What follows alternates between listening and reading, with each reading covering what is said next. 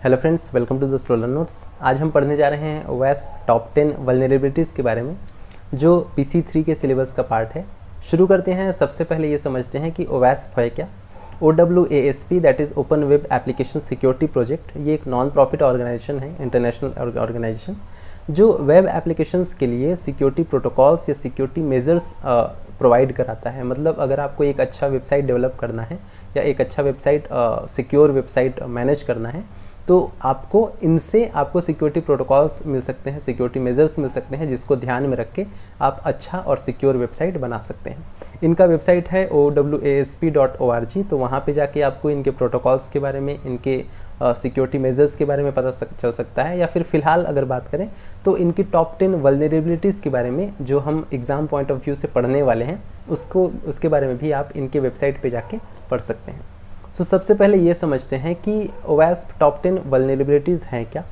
तो बेसिकली होता क्या है कि OWASP ऑर्गेनाइजेशन जो है, ये टाइम टू टाइम एक टॉप 10 लिस्ट जनरेट करती है, टॉप 10 रिस्क के बारे में, टॉप 10 थ्रेट्स के बारे में, जो तब आ सकती है अगर आप एक वेबसाइट डेवलप या फिर मैनेज कर रहे हैं। हर एक कुछ पीरियोडिकल इंटरवल में ये रिलीज़ करते हैं।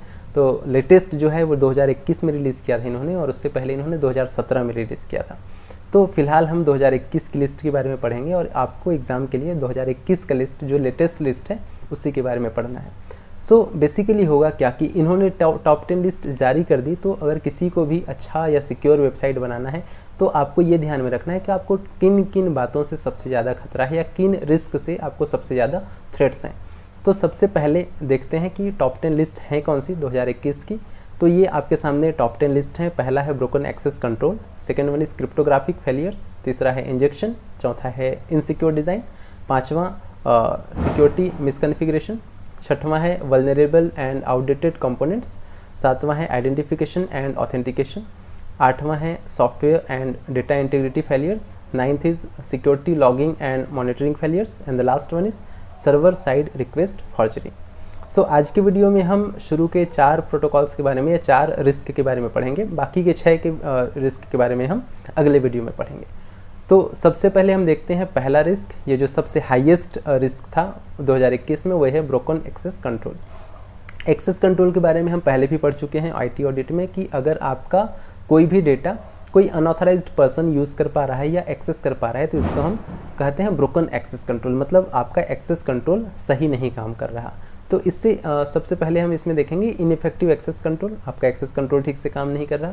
दूसरा, इसमें ये कह सकते हैं कि जो नॉन यूज़र है, जो यूज़र नहीं है, वो यूज़र के अकाउंट को एक्सेस कर पा रहा है, या फिर जो नॉन एडमिन यूज़र है, मतलब यूज़र तो है लेकिन एडमिन नहीं है, वो एडमिन के अकाउंट को यूज़ कर पा रहा है। तो इस तरह से अगर कोई अनऑथराइज्ड आपके डेटा को यूज़ कर ले रहा है, तो इसका मतलब आपका एक्सेस कंट्रोल ब्रोकन है, वो ठीक से काम नहीं कर रहा। इसका सबसे सिंपल सा एग्जांपल ये है कि मान लीजिए कि कोई भी URL है आपके पास www.example.com get app info, तो ये नॉर्मल एप्लीकेशन इन्फो दे रहा है। लेकिन अगर इसी में किसी ने एडिट करके admin_get app info कर दिया, और उसको नॉर्मल ऐप इन्फो की बजाय एडमिन का ऐप इन्फो दिख रहा है, या फिर वो चीज़ दिख रही है जो एडमिन को दिखनी चाहिए, तो इसका मतलब है कि नॉन एडमिन यूज़र आपके सिस्टम से एडमिन वाले डेटा को देख पा रहा है, और आपका एक्सेस कंट्रोल वर्क नहीं कर रहा है। तो इसके लिए सबसे पहले हम देखते हैं ये है कि इसको प्रिवेंट कैसे करना है।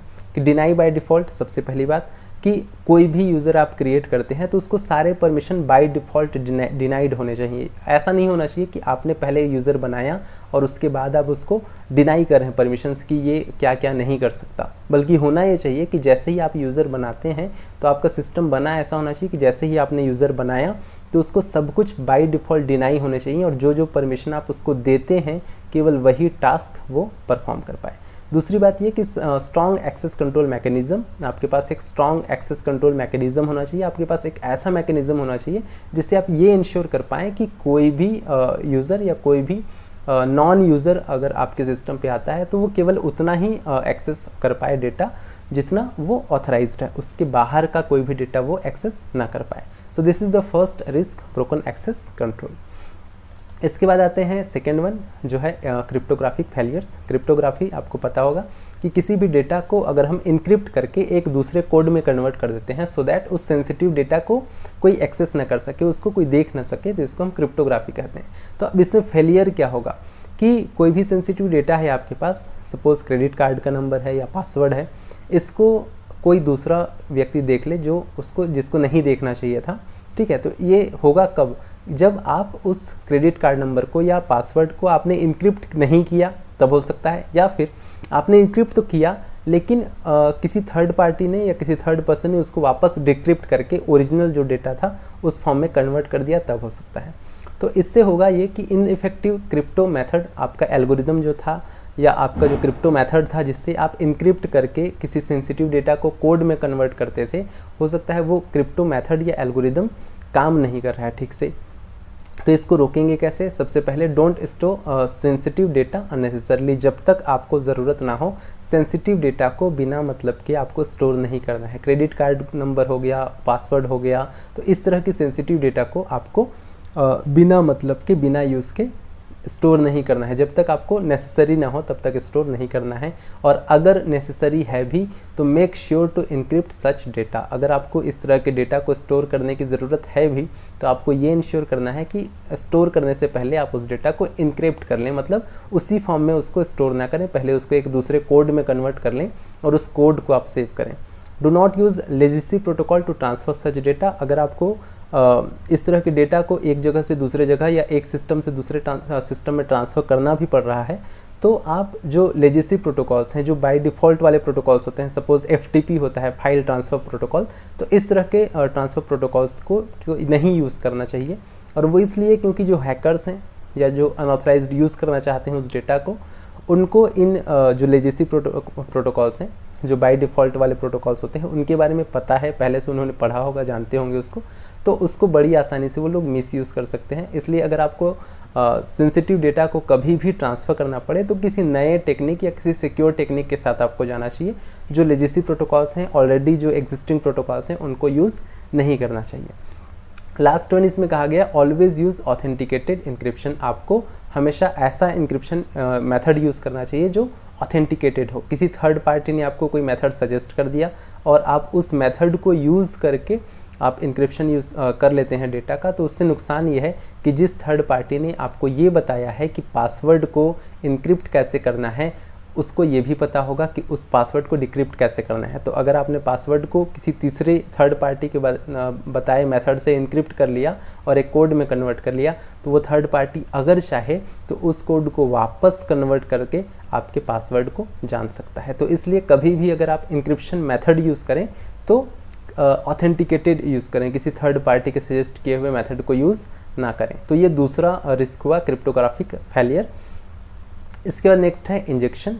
इंजेक्शन बेसिकली होता क्या है? कमांड इनसाइड और इंस्टेड ऑफ डेटा।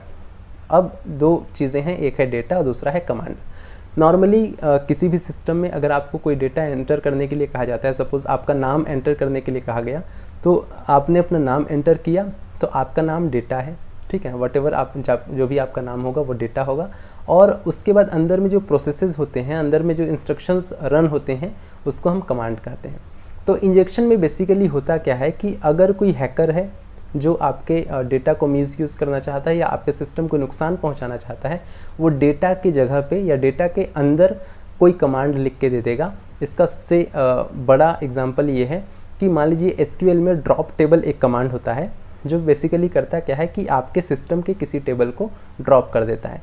आपने एक विंडो प्रोवाइड किया उसको और आपने कहा कि अपना नाम एंटर करो और उसके नाम में कहीं पे ड्रॉप टेबल आ रहा है, उसका नाम सपोज XYZ कुछ होगा और बीच में उसने कहीं ड्रॉप टेबल लिखा है और ऑल लिख दिया है। तो इसका मतलब ये है कि वो आपका उस नाम को आपका सिस्टम जब प्रोसेस करेगा तो हो सकता है कि आपके सिस्टम से सारे टेबल्स या कुछ टेबल्स ड्रॉप हो जाएं, कुछ टेबल्स डिलीट हो जाएं।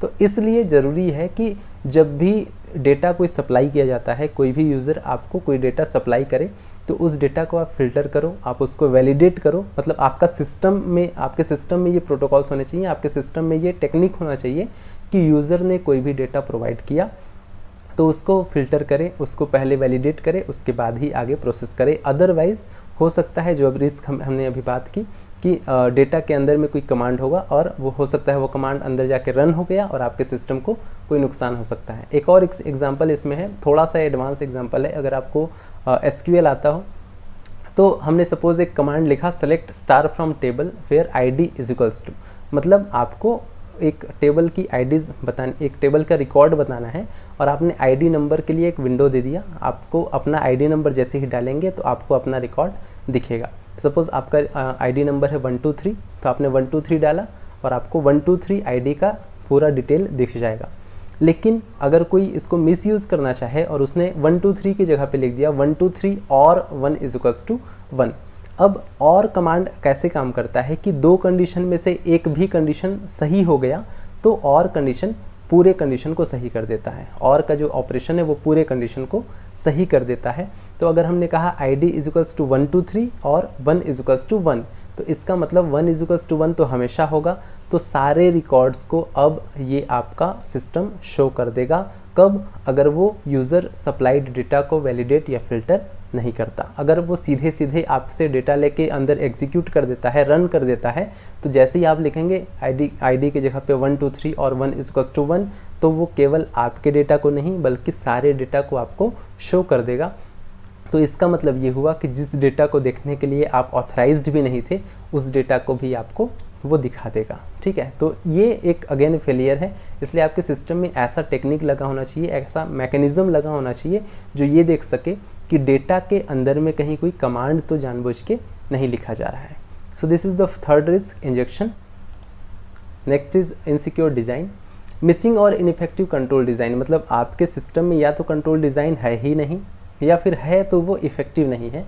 ठीक है, लेकिन अब अगर हम यहाँ कह रहे हैं कि आपका जो डिज़ाइन है वो ठीक नहीं है, तो इसका ये मतलब नहीं है कि जो टॉप 10 रिस्क के बारे में हम पढ़ रहे हैं तो बाकी के 9 रिस्क के लिए भी यही एक रिस्क रिस्पॉन्सिबल है। आपको ये नहीं सोचना कि जब डिज़ाइन ही इनसिक्योर है इसलिए बाकी के जो 9 रिस्क हैं वो हो रहे हैं, क्योंकि there is a difference between insecure design and ineffective implementation. ये जो रिस्क हम पढ़ रहे हैं ये डिज़ाइन फेज़ में अगर अच्छा डिज़ाइनिंग नहीं है, इफ़ेक्टिव डिज़ाइनिंग नहीं है, इसलिए हो रहा है। बाकी के जो 9 रिस्क हम पढ़ रहे हैं वो इसलिए हो रहे हैं क्योंकि इम्प्लीमेंटेशन स्टेजेस पे भी हो सकता है इफ़ेक्टिवनेस नहीं है। इनइफेक्टिव इम्प्लीमेंटेशन के कारण बाकी के 9 रिस्क हो सकते हैं, लेकिन ये रिस्क इनइफेक्टिव डिज़ाइन के कारण हो रहा है। So lack of business risk profiling, मतलब आपका जो बिजनेस रिस्क प्रोफाइलिंग है, आपको कौन कौन से रिस्क आपके सिस्टम में आ सकते हैं उसको ठीक से एनालाइज किए बिना ही अगर आपने अपना सिस्टम डिज़ाइन कर दिया है तो इसका मतलब है कि आपके सिस्टम की डिज़ाइनिंग ठीक नहीं है और इसके कारण ही इनसिक्योर डिज़ाइन का ये जो रिस्क है ये अराइज हो रहा है। प्रिवेंट कैसे करना है? सबसे पहले तो आपको एक सिक्योर SDLC फॉलो करना है, सिस्टम डेवलपमेंट लाइफ साइकिल। तो एक secure system development life cycle आपको फॉलो करना है, यूज़ करना है अपने सिस्टम के लिए। दूसरा, लाइब्रेरी ऑफ सिक्योर डिज़ाइनिंग, आपको सिक्योर डिज़ाइनिंग का प्रॉपर डॉक्यूमेंटेशन आपके पास होना चाहिए। And the last one is limit resource consumption by user और सर्विस।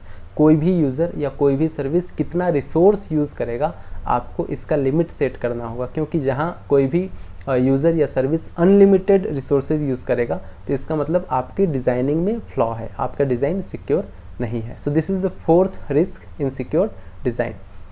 सो ये 4 वल्नरेबिलिटीज़ के बारे में हमने पढ़ा। पहला था ब्रोकन एक्सेस कंट्रोल, दूसरा क्रिप्टोग्राफिक फेलियर्स, तीसरा था इंजेक्शन और चौथा था इनसिक्योर डिज़ाइन। बाकी के 6 रिस्क के बारे में हम पढ़ेंगे अगले वीडियो में। तब तक के लिए please stay tuned. Thank you. जय हिंद।